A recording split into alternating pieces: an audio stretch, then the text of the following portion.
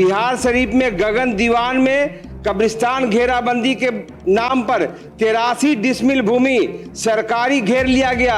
इबुन बिजली विभाग का ट्रांसफार्मर भी घेर लिया गया। रांची रोड अवरुद्ध हो गया है, अब जाने का कोई रास्ता नहीं है। सरकार स्पष्टता से जवाब दे कि बहुसंख्यक समाज के मंदिरों को घेराबंदी करने में क्या दिक्कत है कि अल्पसंख्यक समाज के लोग धड़ल्ले से सरकारी भूमि गैर मजरूआ भूमि का कब्रिस्तान का के घेराबंदी कर रहे हैं।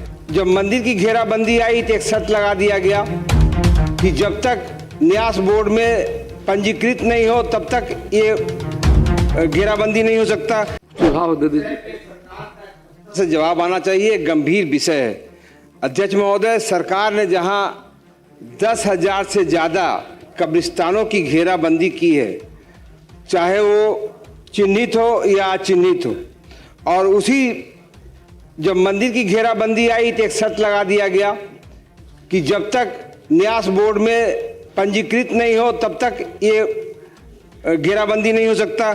अध्यक्ष महोदय, अभी तो आलम यह है कि अल्पसंख्यक समाज के लोग धड़ल्ले से सरकारी भूमि गैर मजरूआ भूमि का कब्रिस्तान का के घेराबंदी कर रहे हैं। बिहार शरीफ में एक एग्जाम्पल दे रहा हूं अध्यक्ष महोदय, बिहार शरीफ में गगन दीवान में कब्रिस्तान घेराबंदी के नाम पर 83 डिसमिल भूमि सरकारी घेर लिया गया। इबुन बिजली विभाग का ट्रांसफार्मर भी घेर लिया गया।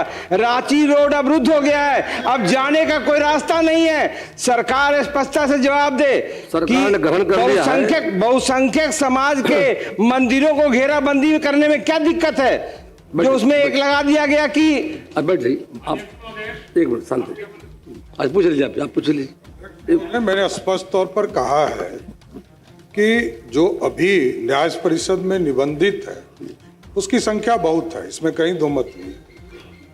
उसके लिए ही हमने पिछले दिनों याद होगा कि कुछ माननीय सदस्यों ने कब्रिस्तान, उसमें ही हमने कहा था कि मंदिर की घेराबंदी, कब्रिस्तान की घेराबंदी, इसकी एक बैठक 2016 के बाद नहीं हो पाई है।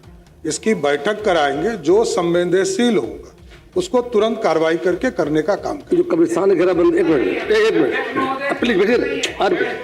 सूर्य जी, बातों को रख लिया